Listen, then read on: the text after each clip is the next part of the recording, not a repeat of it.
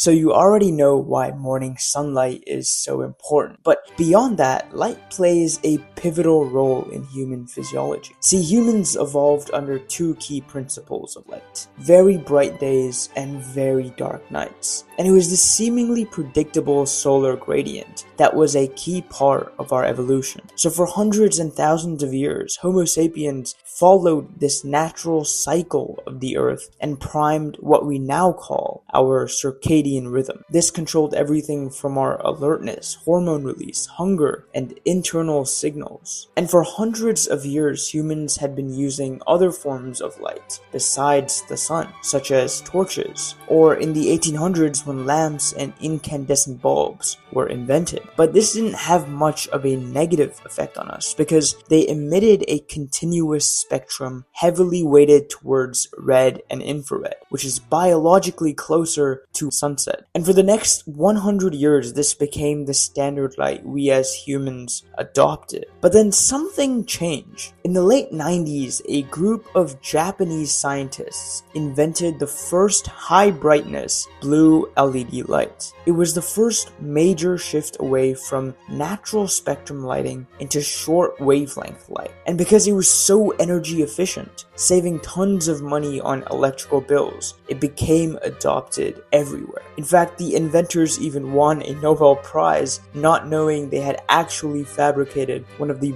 biggest cellular epidemics in the world. In a research study published just a couple months ago, scientists put this theory to the test. They exposed a group of mice to similar lighting conditions using blue LED light that we expose ourselves to on a daily basis. In just 2 months, the group of mice that were being exposed to the short wavelength LED noticed a 400% increase in weight gain compared to the control group. These mice weren't sleep deprived, they weren't overfed. The only variable that changed was the spectrum of light.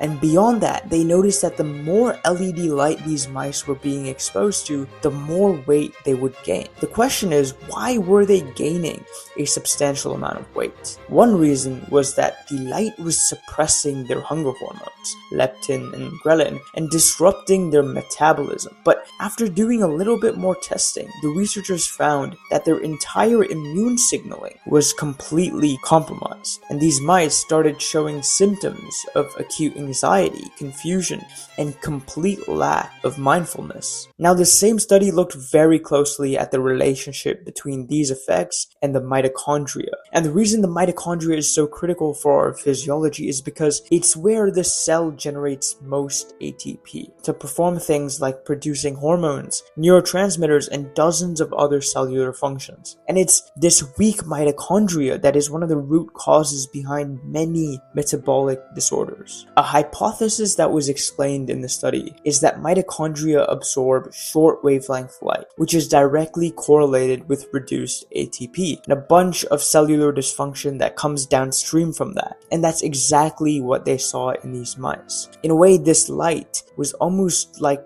frying their mitochondria, and their physiology began altering at a cellular level just by being exposed to this light. It also makes sense that when you look around, the number of people who need prescription glasses jumped from 20 to 60% in the last 2 decades. Your eyes have more mitochondria than anywhere else in your body. And just like these mice, we have an epidemic of people with cellular dysfunction and hormone suppression. Most people, especially if you work in corporate, are spending 70 to 90% of their time under short wavelength light. So you're probably asking, what do I do about this? Well, optimally, we all stop using short wavelength light and switch to something that has full spectrum lighting instead. That's probably not going to happen anytime soon. So here's what you can do in the meantime. Firstly, get your morning sunlight. I mean, this should be a no-brainer at this point. Again, remember, sunlight isn't just for vitamin D. It's in addition to anchoring your circadian clock, it also activates melanopsin and is directly linked with increasing mitochondrial efficiency. The next thing you can do is reduce and try to eliminate blue light after sunset as much as you possibly can. Blue or short wavelength light at night can trigger cortisol and suppress melatonin. Easy things you can do are switch your phone to a red filter, avoid turning on lights, using lamps, and wearing blue light blockers. Remember the first thing I said in this video, we as humans evolved under very bright days and very dark nights. So if you really want to optimize your cellular function, your circadian rhythm, the most important things you can be doing are getting as much sun during the day and slowly reducing the amount of light you're exposed to as the sun sets. When light follows the same pattern humans evolved under, your hormones, your metabolism, the mitochondria all get back into sync. The biggest problem isn't necessarily being exposed to artificial light, it's being exposed at the wrong times.